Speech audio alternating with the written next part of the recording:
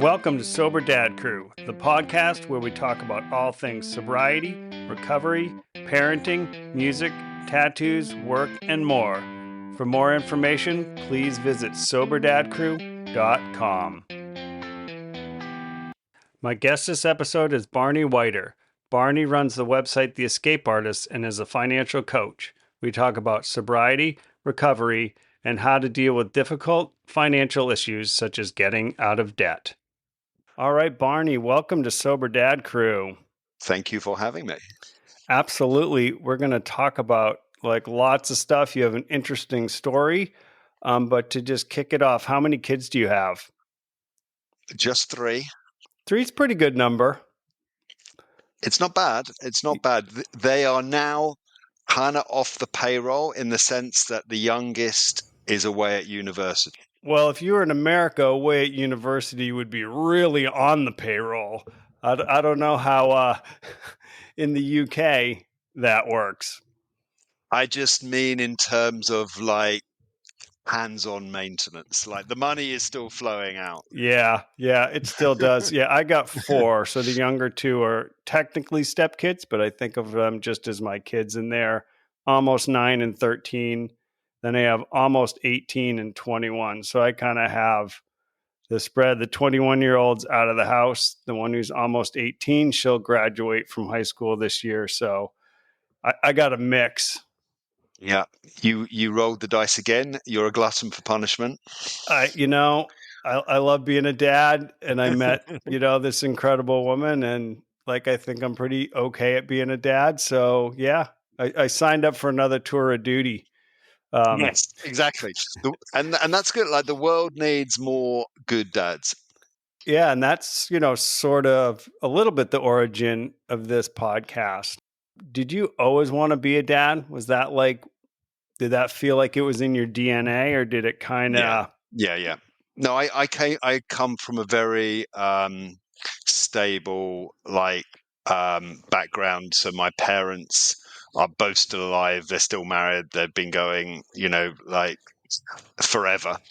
And so when you grow up in that sort of environment, it just seemed like that's what you do. And so I always, I wanted to be a dad. And the only debate was whether we would have 2 or 3.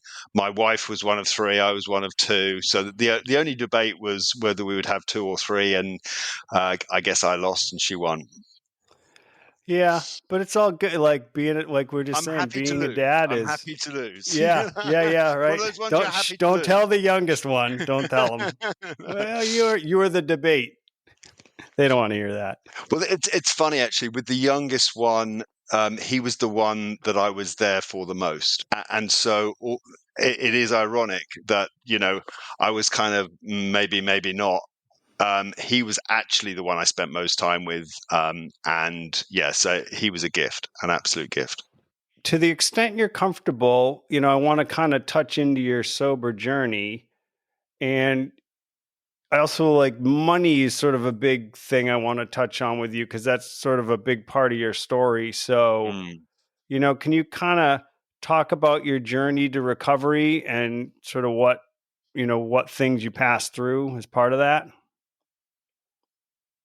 Yeah, so I had a 35-year drinking career from kind of the age of 17 to the age of 52. And so I will say that I've spent most of my life drinking alcohol, socializing with alcohol, and to a large extent, using alcohol as my conditional reward, using it for working really, really, really hard.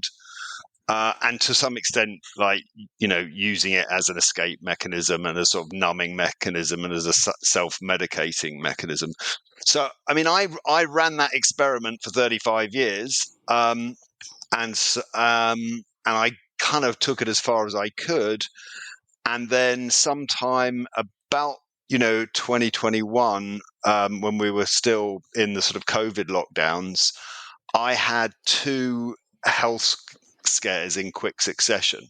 And so, firstly, I had a condition where I had sort of reflux, and so I had an endoscopy procedure where they kind of put a camera down your throat, down the back of your throat, down your esophagus, and look around. That does Uh, sound terrible.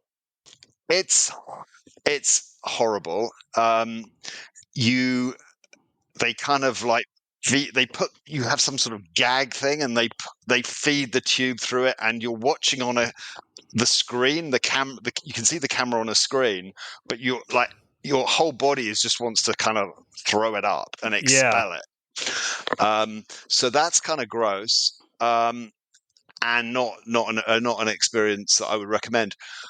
What they what they found is that I had like an anomaly in my esophageal lining, and it's called Barrett's esophagus. And when you have that condition, you've got about like 25-30% chance of developing esophageal cancer within the couple of years after that. Um, and so I asked them, okay, well, what can I do about that? What might cause that? And they're like, yeah, alcohol is like the main lifestyle factor behind that. So that was so like the threat of cancer like kind of woke me up. um, so that was the first punch in the face, and then it was a kind of 1-2, and I had a second punch in the face, which is I lost my libido in a pretty serious way. And so I just like lost all interest in sex, and just I just stopped thinking about it completely. I just could have walked through, could have walked through a room full of naked supermodels, and I'd just been like, "Can everyone get out of the way? I'm like trying to Trying to get get to a drink. trying to get a drink, trying to get to the fridge. There's a cold beer in there." Um, and essentially, like, for a man, that is like, okay, that's a wake up call, and it forced me to go on a deep dive of research and reading about all the things that might lead to a guy losing their libido. And eventually, after like basically probably 2 years of avoiding the thing that's right in front of me, I've had to reluctantly accept that it was probably my alcohol habit that was doing it. And it took me 2 years before I was ready to accept that bitter pill. But once I accepted it, it's like, okay, I can't have sex and drugs and rock and roll. I'm going to have to choose. So I'm going to have to let go of the alcohol if I want sex. And so that became like a pretty simple decision point for me. And so once I'd kind of internalized that, it's like, okay, it has to go. And that was it. Like I did that. I was what I call a medicinal drinker to kind of deal with anxiety and depression. But once I decided, I was just done. I mean, I did a bunch of therapy, but I didn't do any 12-step.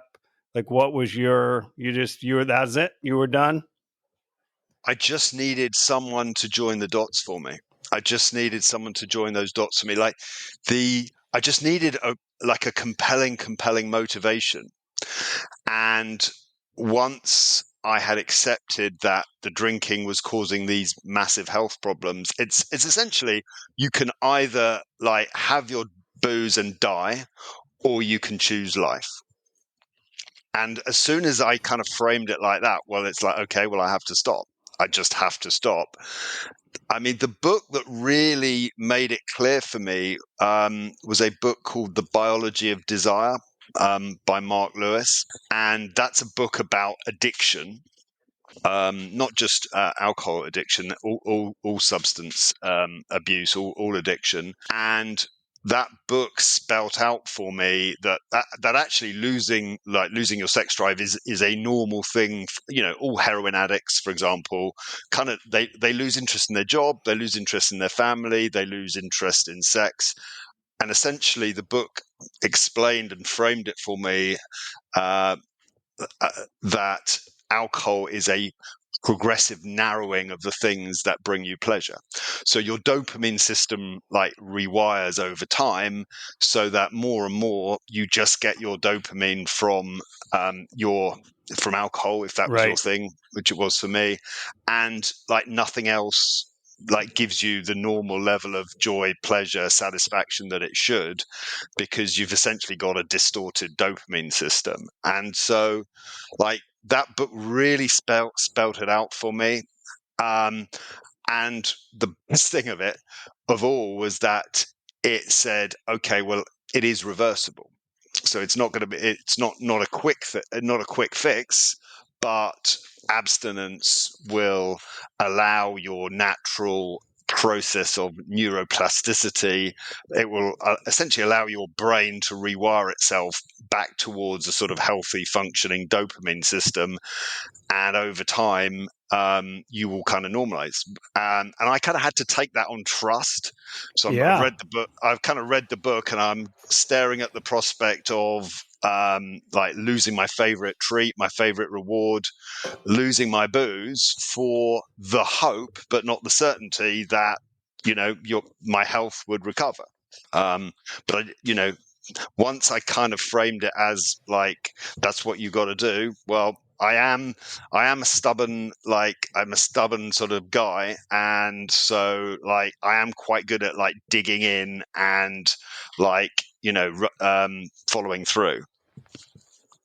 And in some ways, I mean, in some ways that was what made me a good drinker as well. Like I was pretty good actually at like going to work on a hangover. I kind of like thought of myself as the guy that, okay, I can be the last guy in the bar. I can, wing it on, reduce sleep, reduce quality sleep, and I can still kind of power through the next day and grind it out. So that, ironically, I mean, Annie, was it The Naked Mind? The lady, it was Annie Grace that wrote that book. She's very good on that subject. She says that in some ways, the characteristics that make some people like good drinkers, their toughness, actually, if they can just flick the switch, that makes them quite good at giving it up as well. Right. Because while all this was going on, you were also kind of like a money badass and figured out how to retire pretty young. Yeah. Well, look, that in some ways was the problem. So I was doing a job working in investment banking, corporate finance advice in London, and it was pretty competitive. It was pretty stressful. It was pretty long hours, and essentially, I used alcohol to get me through that. So I used alcohol as my reward at the end of the week. It's like you survived another week. Well done, pat on the back. Like let's get drunk. Also, there was a lot of entertaining involved, Yeah. and to be honest, like I just didn't want to be there. And one way of being there without being there was to be there drunk. Yeah. I had somebody recently, we were talking, and she called them the golden handcuffs. Yeah, You're making enough, right? And you become sort of dependent really on the level of income you have. Even if you don't love it, you're kind of locked in to this career trajectory because, oh, you've been making money. So you have a mortgage that kind of matches your income and you have cars that match your income. And all of a sudden you're like, man, I don't love this, but I kind of have to do it. it's a gilded cage. So I remember like one of my bosses kind of once said to me, I looked up at him, he was like a partner level guy. And I thought, oh, this guy must be loaded. Like, he must have more money than he knows what to do. And that's what he said. What you said. He said it's a golden cage. So it kind of looks shiny and golden, but it is a cage. And I was like, wow.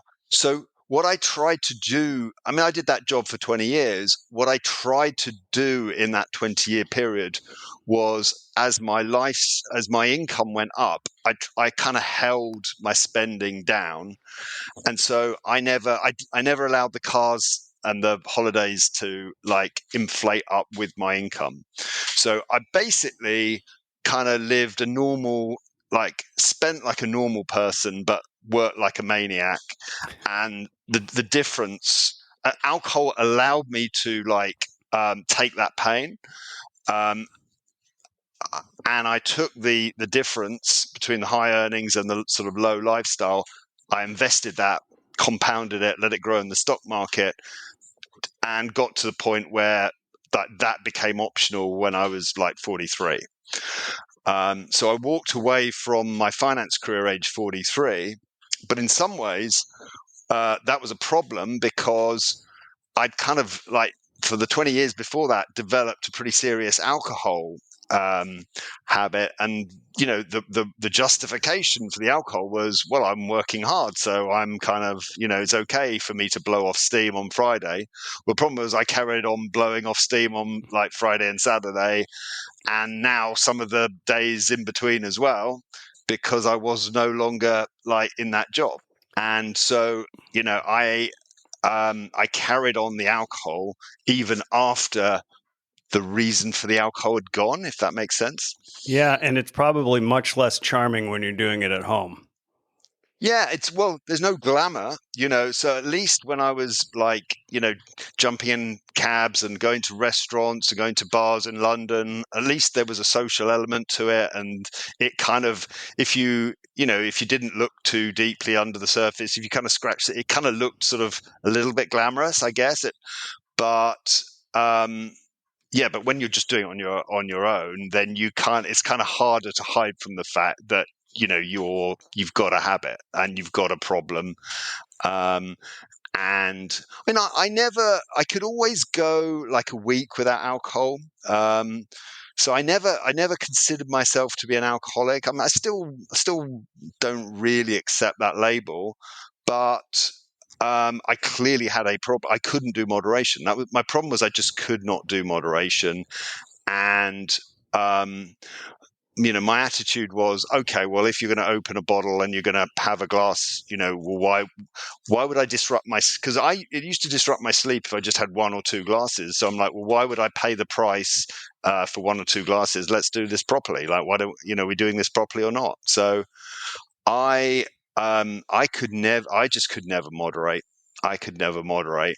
And so I just carried on like that for, as I say, like 35 years. And I just had no idea like the damage that alcohol was doing to me. And it's only after I, did the deep dive and the research and kind of realized like alcohol is just poisoning every part. People think, oh, it's damaging your liver. Like that's just one organ. It's damaging everything. Yeah, I mean the research around, dementia and all that stuff, it's just, there's real correlations between a huge number of health issues and not even necessarily a lot of overuse of alcohol. I mean, there was in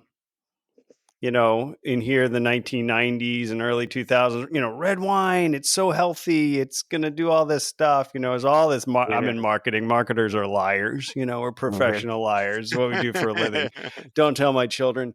But right, it was this whole thing like, oh no, a glass of wine, it's going to have all these health benefits. It was crap, right? But it was being sold, out there. And I don't know what's happening in the UK with marijuana, but more and more states in America are legalizing marijuana, and it's sort of being treated also like, hey, there's just no big deal, it's totally fine. And I think I say this as a like massive coffee drinker, but any chemical does have impacts on your body. But if you just think about what the alternative uses for alcohol are, it's for like disinfecting Right. medical equipment. It's a swab. It's a floor cleaner. It's what they use in hospitals to dip the scalpels in. It's like it because it kills everything it touches. It kills the bugs, right? Yeah.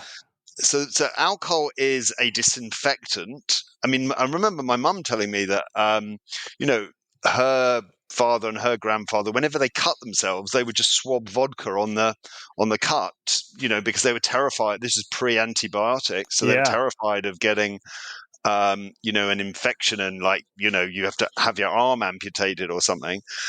So they would just dab vodka on it. And so, okay, but like, what does that tell you about what the vodka is doing? It's poison. Probably Um, stung a little bit, but it It stings, big, yeah. So if you think about what alcohol is used for, one, it's used for like sterilizing medical equipment, and two, like you can run, but these sort of bioethanol, you can run trucks off it. So it's essentially Yeah. it's petrol. It's petrol. It's like, would you drink petrol?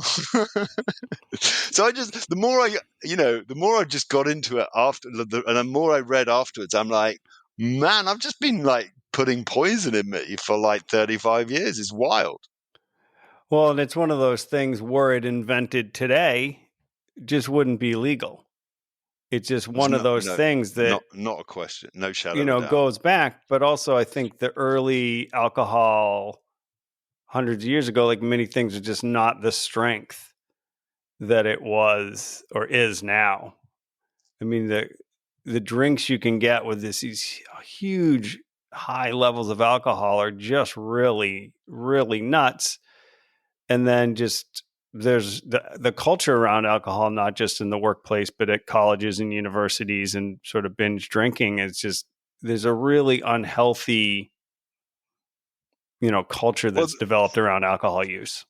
the UK, like, we're proud champions of binge drinking in the world. So maybe the Swedes and the Norwegians, like, and the Icelandics, would rival us, but no, I mean the UK is like the capital of binge drinking. And I saw that, the culture changed just over my lifetime.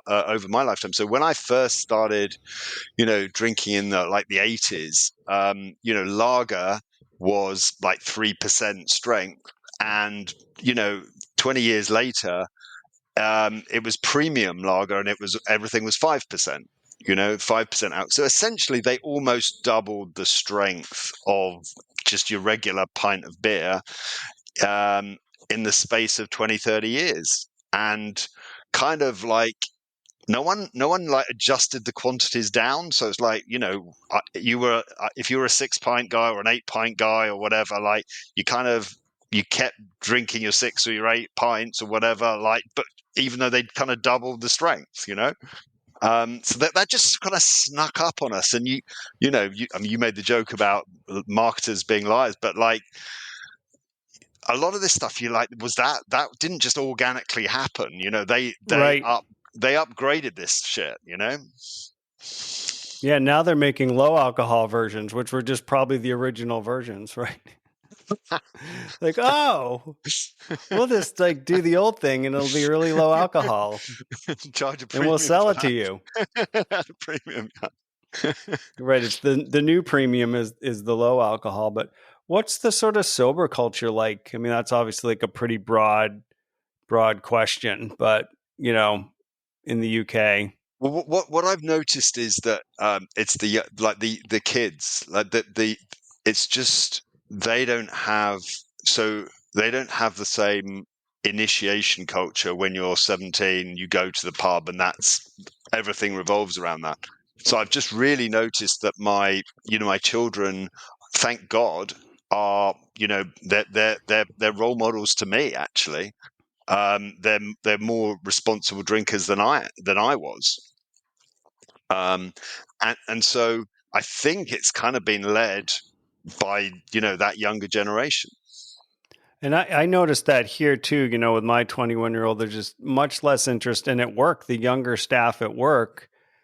And it's interesting to sort of watch the culture around alcohol in the workplace, the Friday at 4:30 pulling out the wine thing, which is like the older staff in that culture, and the younger staff are like, not only do they not necessarily want to hang out and drink with you on a Friday, they actually just want to go home Mm, or go see their friends. They're not looking for this sort of like hangout, let's have some drinks in the office kind of culture.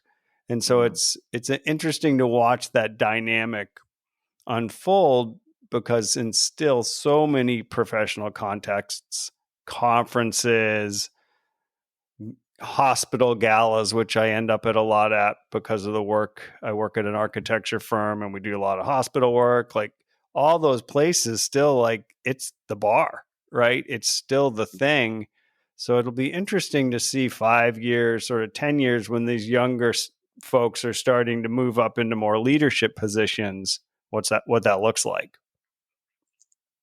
I don't know. Um, I found, because I'm naturally an introvert, so I can do the sort of I can do the social thing, I can do the networking thing, I can do the sort of, you know the sort of, making a noise in a group thing, but that just didn't come naturally to me. So for me, I definitely used alcohol as like social lubricant. It was my way of, it was my way of dealing with like being an introvert, but you have to kind of interact with a bunch of people that you don't know, and you have to kind of bond with them quickly, albeit at a shallow level. So, like, again, I criticize alcohol a lot, but it's like it doesn't have zero utility. I mean, it did play a role it did play a role in the workplace, and it did, it was a tool that I used for a while. But I mean, there just comes a point where you're just like, man, this is just not worth it. Yeah, I'm much like you. I'm a small group, pretty quiet person, but you get into those settings. I always joke I have to kind of sort of flip this switch, be like, all right, Yeah, now I'm in like networking mode. yeah, But I had to figure that out on my own. No one like sort of trained me in that or mentored no, me in that. no, And it's an interesting, challenge to kind of come up and have to figure that out on your own. It would be nice if workplaces sort of embraced, like, all right, we get you're more of a quiet person. Like, here's some training or mentoring around kind of how to comfortably work the room. yeah. Because it's not easy or natural, right? For most people to just walk in and sort of just walk up to strangers. I find it like very awkward in those professional settings. Well, sure. Like, particularly when you're like 30, 35, 40. I mean, I'm kind of getting to the phase. I'm like, 54 now, and I'm almost in the sort of I don't care phase. But like, when you're younger, you do care. Like, you do it. There's a lot riding on it. There's your career riding on it. You've still got, kids to support, etc. So, like, these things matter. These things have consequences. It is part of the job. You need that job, so you're on that treadmill. And I remember, I worked for like one of these accountancy professional services firms, and I remember being sent on a weekend, um, like a sort of retreat thing, where you got tested for your ability, um, in a range of activities, including socially. So, what they this was to see if you were suitable to be like promoted, suitable to be made a partner of the firm. And one of the exercises was, okay, there's an evening of socializing in the bar, and you will be observed. Like, you will be networking, and there will be people there, kind of like with clipboards, making notes on how you do in a bar setting. And for me, it was a nightmare, because I knew that if I had one drink, like, I'd be like, oh, I'm not stopping at one.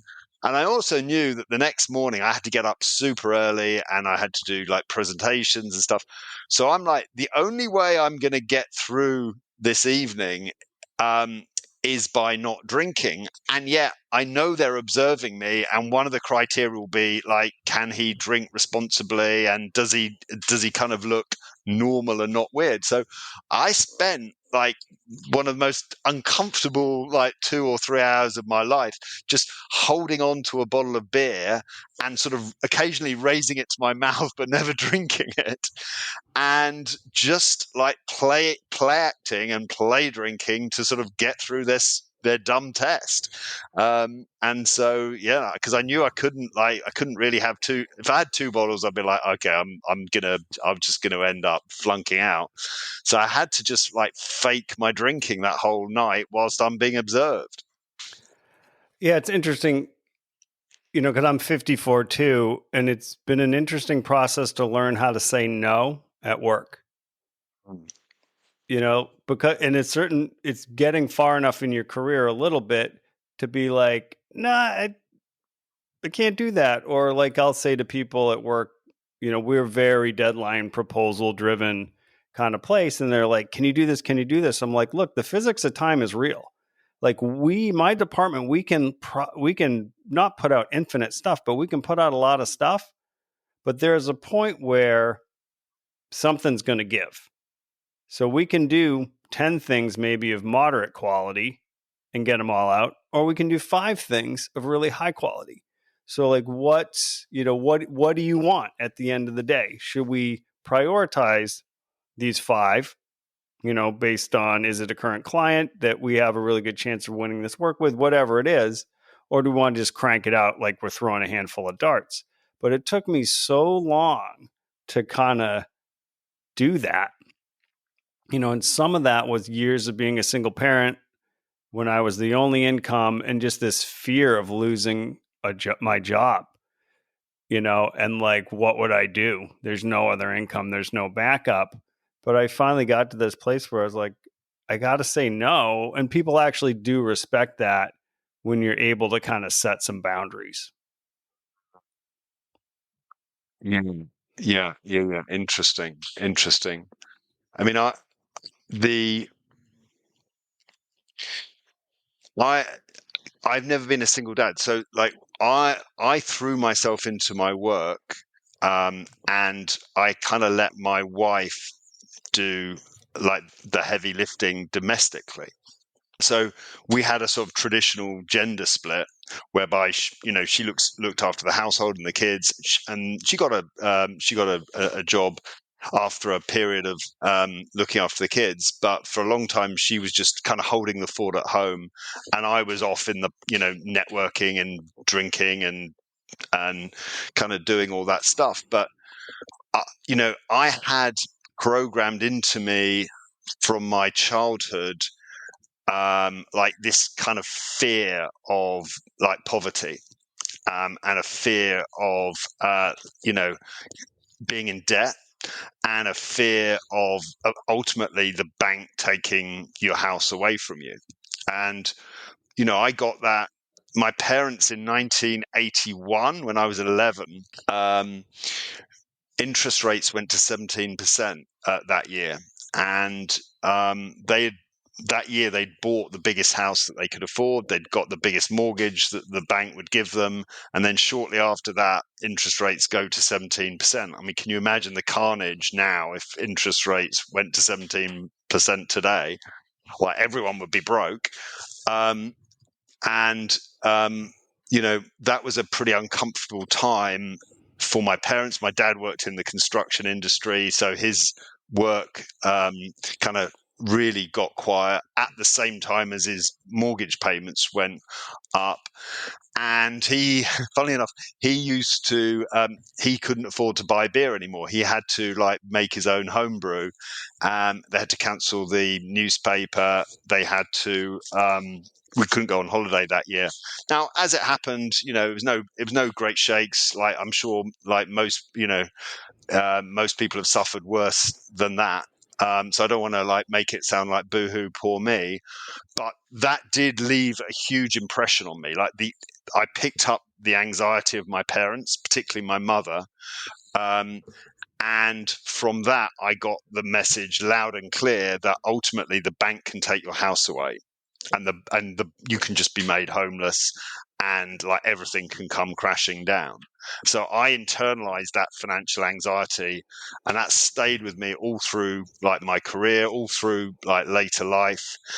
And that's kind of the reason I did the job I did. I was just so determined to like make money, stash money, don't be homeless, don't be poor, don't get thrown on the street. And I was just so determined to like protect my children from that feeling of insecurity. Um, so I make a bunch of other mistakes, but hey ho, like that's how it goes, I guess. Yeah, I mean, I think that makes a lot of sense. There's so much from our childhood that impacts us. I mean, like I know I'm very conflict averse, from some things that went on when I was a kid.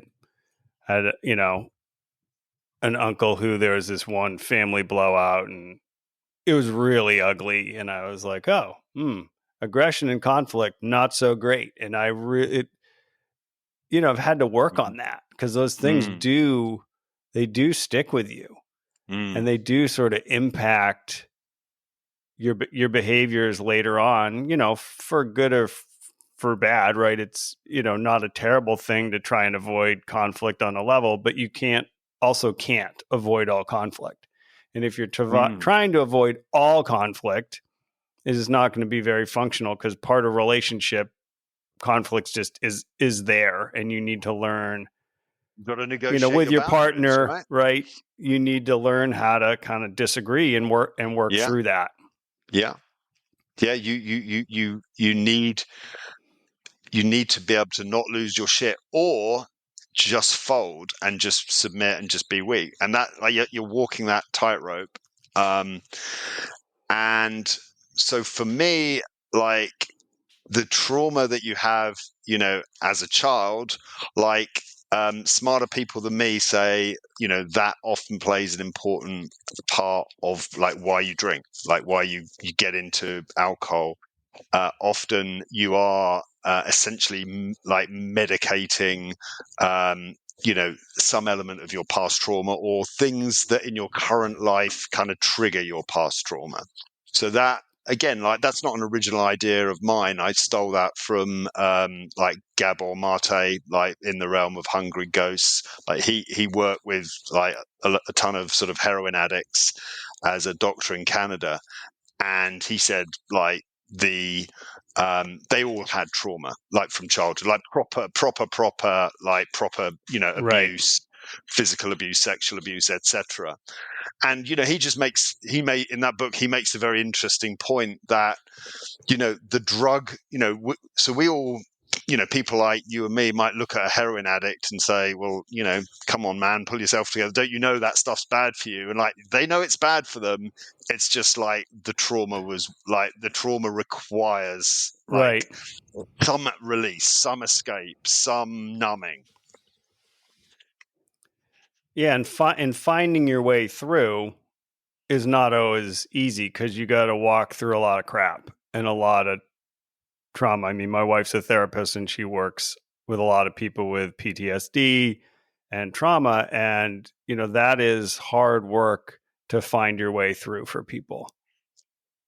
Well, I just think that, like, even if nothing, I mean, I'm kind of, nothing really bad has ever happened to me, and yet it still feels like my life was, like, super tough. It still feels like, you're having to deal with a ton of, like, setbacks and, um, you know, disasters and, like, conflicts. And so I kind of think that humans have got, we've all kind of got a budget for trauma, or or budget for worry. And so in some ways, I kind of think that I've got 100 units to expend on worrying, and no matter how good my life was, I'm still going to spend my 100 units worrying budget.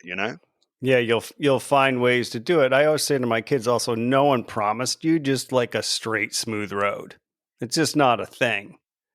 Well, the market sorry, I don't mean to have a go at marketeers, but if you believe adverts, like, too Oh much, yeah. like, you could think, oh, that there is some people are those people seem to have no pain in their life, those people just, everything seems to go smoothly. And, like, kind of took me quite a long time to realize that's just not true. For, like, I mean, I've met a lot of rich people, hung around with a lot of rich people, like, not not because I basically, in my job, I was a butler to rich people. I was a financial advisor, so I was, um, fetching water for CEOs, right? So I got to meet a lot of rich people, and, like, those people aren't, they're not free of trauma, they're not free of worries, they're often completely riddled with, like, insecurities, and that's one of the things that's driven them on. That's why they made it to CEO, because they were kind of the unhappiest kid with the most to prove. Yeah, money. They say, money does not buy happiness. I mean, I've always felt that's a little bit relative, because being at a point in my life where we don't worry about money. Like we know we're both well employed. We have our house, we have these things. So to not, be at the point, and I remember, in some of those early years as a single dad, being like, I have $5 to put gas in my car until I get paid in a few days. Like, Mm. and that I grew up middle class. Like, so that was also this interesting, like, how did I get here? My parents, Mm. like yours, still married. They got married in 1963, right? They've been married for a very, very long time. Mm. And you're like, wait, like, what? How am I, like, living paycheck to paycheck? And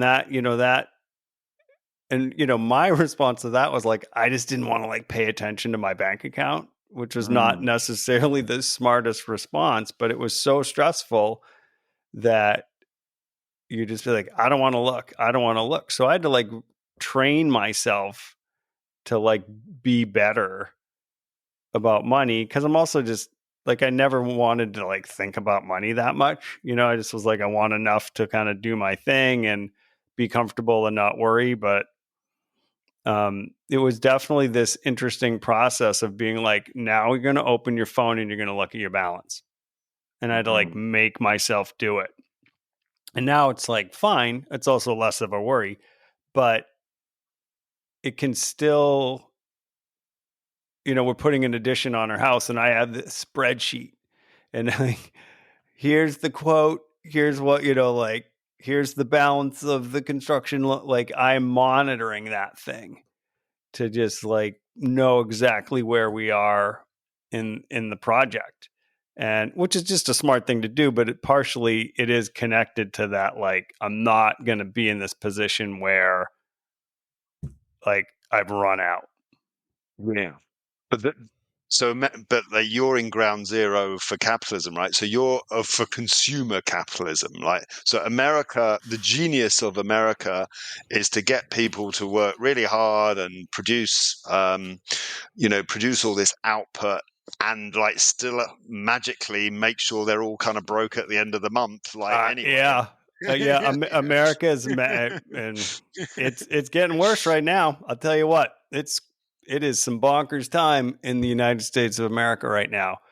Um, because I always end up getting diving into politics a little bit, but the person who is elected by a lot of people who don't have a lot of resources over all of a sudden having all their safety net removed.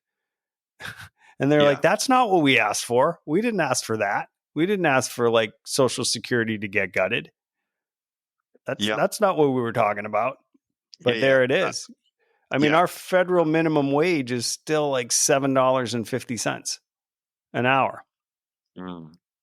And Yeah, where I live near Ithaca, New York, they calculate the living wage for a single person to be almost $25 an hour. right. So like the disconnect between those two things is enormous. And that's a single person with no kids, $25 an hour. One of the so I obviously teach people about money. I teach people about kind of what a scam it is once you're in expensive debt, like credit cards, 25% annual percentage rate. Overdrafts in the UK, like the interest rate is like 45, 49% a Also, year. yeah, an oppressive tool against the poor, also the overdraft, because rich people don't overdraft their accounts. Yeah. And so once you're in that hole, you're, it's really hard to climb out when your net worth is going backwards at a rate of 49% per annum. So I teach people like the power of like compound growth, and the power of stock market returns. And it is true over a long period of time, if you get like 10% per annum in the stock market, your money will grow um, prodigiously. But the flip side of that is if you're like paying interest at 10% a year, your money's halving every 7 years, and your net worth's halving every 7 years. But if you're paying like 25 or 40% like you are on credit cards or interest, it just murders you. It absolutely murders you. So I've just always been that in some ways I was lucky. When I'm 11, I got this kind of, it's like being burnt by I touched the stove and I burnt my Yeah. hand and I learned my lesson. And so I reacted against that for the rest of my life. But if you didn't have that formative experience, like, you wouldn't just kind of have that fear of being in debt when it's normalized, and there's credit card adverts all the time, and it's like, don't worry about it. And people often say, "Oh, I wish I knew what you're telling me. Why don't they teach that at school?" And I'm like, I'm not sure it's an accident. I'm not sure. I don't want to be like a conspiracy theorist, but it's like, I'm not sure they want you to know that. Like, Well, they no, kind I of mean, the modern education system was designed to, create factory workers, not you're to creating create factory critical. workers. We're not trying to get critical thinkers out here. Absolutely not. That's the last. We can't have them thinking, like, where would it end up, right? And so I'm like, it's not a coincidence that the money stuff isn't taught in school. They're creating compliant wage slaves. That's the business model. And it seems like it's getting worse. I mean, I felt like, relatively speaking, the US was moving in a little bit of a different direction, but it's all pretty, even under more liberal, president or administration, the credit cards were still running wild.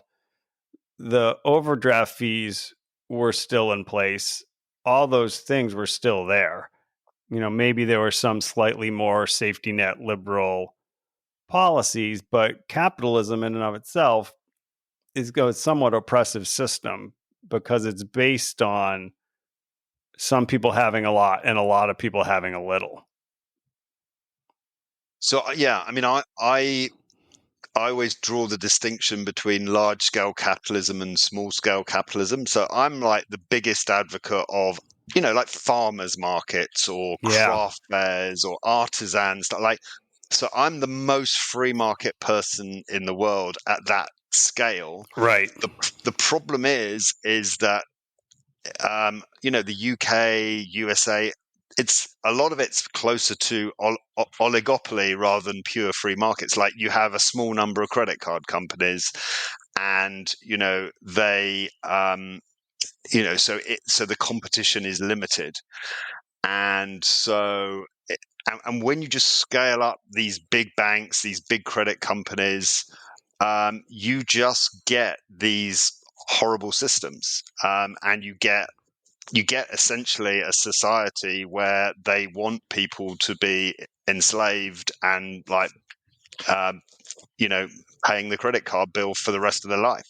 And so you're kind of plop down into this hostile environment. I always think, like, as a child, you're kind of plonk down into, like, consumer capitalism, and you have to kind of figure out that it's a bit of a scam. And, like not everyone does that. Yeah, this is a good place to kind of let you talk about the escape artist a little bit, which is your platform. How did that start and what's it all about? So the escape artist is my blog, and it's kind of I'm riffing on the theme, the Great Escape, um, which was a sort of World War II escape story where Allied prisoners of war dug themselves out of Stalag Luft 3, like the a German prisoner of war camp in Poland. And essentially, to do that, they dug a tunnel that went for, I don't know, 400, 500 yards, all the way under the fence, past the watchtowers, um, and got to the tree line. And so they could literally just go down into the ground, um, go along the tunnel, and pop out, at the edge of the trees outside of the camp, and make their escape. And the analogy I was making is that's kind of like, if you are in debt, you're in prison. If you are working a job you don't like, then you're a prisoner.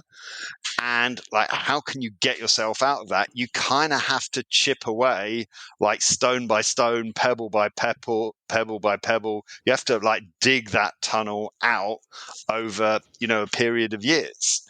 And so um, the process of getting to financial independence is kind of a process of digging your way out of a prison camp. That's the analogy I draw. And so, you know, I don't mind if people, of course, there are other ways to tackle the problem of a job you hate. So, you can change the job, you can retrain, you can, um, you can move to another firm. But, but, if you're up to your eyes in debt and you've got car loans and you've got mortgage payments and you've got like school fees and you've got college fees, like you're screwed. And so, how can you dig your way out of that situation? You kind of have to get your earnings up, get your cost base down, create a surplus, invest that surplus wisely, and allow compound growth to work for you.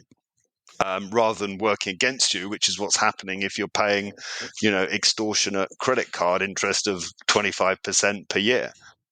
And so, um, what I'm writing about is the process of getting to financial freedom. Yeah, that's great. I'm a big advocate of having sort of a financial advisor, and fortunately through my work and how the retirement plan works, we have just this great woman, and my wife and I every year sit down with her and we're like, "All right, here's where we're at. Here's like the salary increase I got. Okay, so this is the percentage to put away so you can retire." And she, looks at all debt, and you have kids who are coming for college, and it really, really is helpful. And I get like that's a privilege to have that as part of a workplace. But, in the US, there are a lot of credit unions, especially that kind of have financial education components. So people can really, really seek that out. Where can people find your blog? So it's The Escape Artist. So www.theescapeartist, all one word, .me. Um, and yeah, go there. You can find my stuff, and I've also got a Substack kind of weekly newsletter, which you can get by going to www.theescapeartist.me. So yeah, that's where to find me. I mean, to your point around the privilege of having a good financial advisor, I think you nailed it. Like, it is a privilege, but what I would say is that the financial services industry is kind of dysfunctional, and it does have some very skewed incentives. And so a lot of financial advisors in the UK, and I'm sure this is true in the US as well, they're essentially selling product. They're selling insurance policies, they're selling mutual funds that have got high fees. Yep. They're selling complexity, they're selling fear, they're selling like sell that, buy this, churn your portfolio, like create fees for the financial services industry. And like, it's kind of dysfunctional in many ways. And so, like, when I got to financial freedom, I remember I was like, okay, I went and talked to some financial advisory firms, and I just realized that a lot of them were not actually there to help the customers at all. They're there to extract from the customers. And so, like, you sound like you're blessed, like you've got someone that's kind of on, Team Kimball. um, that's kind of rare, actually. Well, and I'm sure she's still, through the firm, she's getting, paid for her work, because I'm the kind of person like I'm not going to go buy this stock and that stock. Like, I want to retire and I want someone to like help me figure out like that path. And I think a lot of people are like that, right? Like, what percentage should be high risk and all that stuff, and it varies with age. Like, that is not not what I'm interested in. Mm. And so like having someone that can help you is super useful, because a lot of people just don't even know where to start. And I said to my 21-year-old as he's sort of entering the work world, I was like, start your retirement fund now and do not touch it. Because that's another thing a lot of people will do is they'll get in a pinch, so they'll pull money out, and then they just get hammered on the taxes, just Mm. destroyed. Mm. But that's that thing where people don't have savings, right? Like the average American has so little savings that if an emergency comes up, it's probably going to go on the credit card. Or if it's really huge, maybe they're going to pull $10,000 out of their retirement because that's all they got. And Yeah, it and is, then pay to the your point, penalty. it's a system that it grinds you down. Yeah, so I just like I could see the trap. Um, when because of my childhood experience, I could see that debt was a trap.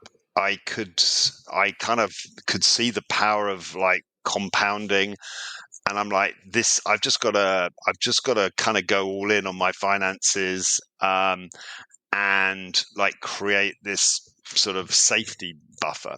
And I probably overdid it. And I'm not saying that my way's the right way, my way's the only way. Like, everyone's different, everyone's in a different circumstance. So I don't think everyone should go as extreme as I did, but I do think everyone should avoid like expensive consumer debt. Everyone should live within their means. Stop trying to keep up with the Joneses. Stop like, showing off like renting or leasing cars that are just like that you don't actually own, um and just have some redundancy like in your system, like have some slack in your system, have an emergency fund, you know that will tide you over, because like stuff happens in life. It always, like there's always something that's going to knock you off course. Yeah, that's great advice. I mean, what's your advice for sort of the person that's and addiction? A lot of people who have substance use problems are also just because of that. Maybe they've lost their job, or That's a I don't good have sort question. of the Yeah. data, but intuitively, this kind of financial struggle goes hand in hand with substance abuse. So, what's your advice sort of for the person who's gotten sober and they're trying to right the ship? Like, where do you start when you're like staring at? I mean, I know young people who have $60,000 of student loan debt. It's just bonkers. It's not even consumer debt, it's student loan debt. But where do you even begin if you're staring at a big pile of debt? So essentially, whenever I'm like sat in front of someone, like a new client, I'm always trying to think like what will move the needle the most for this person. Like what's the what's the thing that's holding them back the most? And so that's very dependent on the individual. So if I'm talking to someone with like an alcohol problem and that's caused them to like lose their last job, like that's the thing you've got to fix. Like nothing else even matters. Like you just gotta. So one of my little catchphrases is you're only as strong as your weakest link. And if you've got a substance problem, that's your weakest link. Like that is definitely your Right. weakest link right there. And so like that's an emergency. Like that is the thing that you gotta smash. And um so in a sense, so you know one of the things when I was going sober, one of the things I did was I gave myself permission to be imperfect in other areas. So I gave myself permission to eat chocolate. I gave myself permission to kind of let my diet slip a bit and put a bit of weight on, because I'm like, this is the challenge that's going to kill the alcohol is the thing that's going to kill me. This is my weakest link. This must go, and I'll cut myself some slack in other areas of that require willpower until I've smashed this thing. And then once I've smashed that thing, I can move on to the next thing, and I can cross my bridges as I come to them, and I can tackle my problems as I get to them. But like if you've got a substance abuse problem and it's losing you a job, like you've got to fix that, and like nothing else even matters. So you shouldn't even be talking about mutual funds or Right. anything like that until you've addressed that problem. And then once you've addressed that problem, like I talk about like a concept called monk mode. So like monk mode, a few times in my life, I've just kind of turned off everything that was discretionary spending. And so I've just said to my friends, yeah, you won't see me for a month. I'm just gonna stop going to restaurants, going to stop going to the cinema. I'm going to stop, I'm just going to live like a monk, just work and get up and do it again the next day and just stash the money. So I've had a number of times in my life where I needed to have that kind of sort of work ethic, and it's almost a sort of spiritual aspect to it, where you're like living in a monastery, where you're kind of escaping the consumerism of the normal world, and you're retreating into the monastery. You're focusing on your work. You've got a routine. You've got some physical work. You work. You've got your spiritual side to it. And so I use the concept of monk mode for people that have kind of got themselves in credit card debt. You're going to have detox from the system. You're going to have to Yeah. detox from your bad spending habits. You're going to have to stop. If you can't go to a shopping center without buying crap, then you're going to have to change your environment and not go to any shopping centers. You need to withdraw from that consumer society and have a period of monk mode. Yeah, that's a great piece of advice. Easier said than done. But that's part of the discipline, right? Is that, because also if people have stopped drinking or something, you're often looking for something else to give you the dopamine hit. And shopping definitely, and with the online world, I'm talking like it's 1990, but it's hard because I can buy anything I want sitting in this chair. So it's staying at home is not even necessarily a solution for that, right? The level of discipline that's required now for monk mode, as opposed to a time when you actually had to go to a store, is different. And then you're seeing all those images on social media that are telling you at the same time, do this, do that, you need this fancy thing, you need, this, that, and the other thing. And it's tricky. Well, that's it. So we live in an age of cheap dopamine. We live in an age of where every sort of weakness, we can pander to every weakness. We can click a button and get anything delivered. And so in that environment, in the environment that we live today, it's mastery of self is the meta skill. Deferral of gratification and mastery of self, these are the meta skills that kind of run through everything. And if you were born 100 years ago, you kind of didn't need as much, you didn't need so much conscious focus on that, because you just couldn't have the shiny new car, right? 100 years ago, there weren't shiny new cars. So that just wasn't a temptation. That wasn't a problem. Today, the meta skill is deferral of gratification and mastery of self. Yeah, I think that is a great place to end on. Anything else you want to add in before we finish up? No, I said my website's The Escape Artist. I mean, what I kind of do and I talk about is the intersection of money, career, and health.